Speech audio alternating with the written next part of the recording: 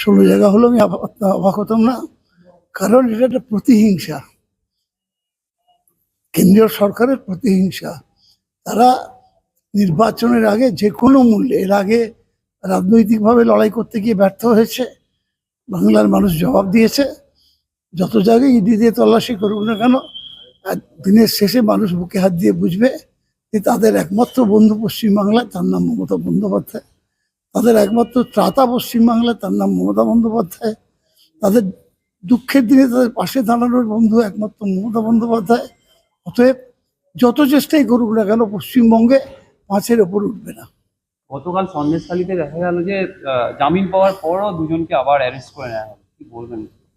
সেটা সরকারের আইনসঙ্গত কি ব্যাপার আছে না জেনে বলতে পারবো না। নিশ্চয়ই কোনো কারণ আছে, নাহলে অ্যারেস্ট করতে না। বিধানসভায় আলোচনার একটা জায়গাতে দেখা গেল প্রতিদিন বিরোধীরা বেরিয়ে চলে যেত,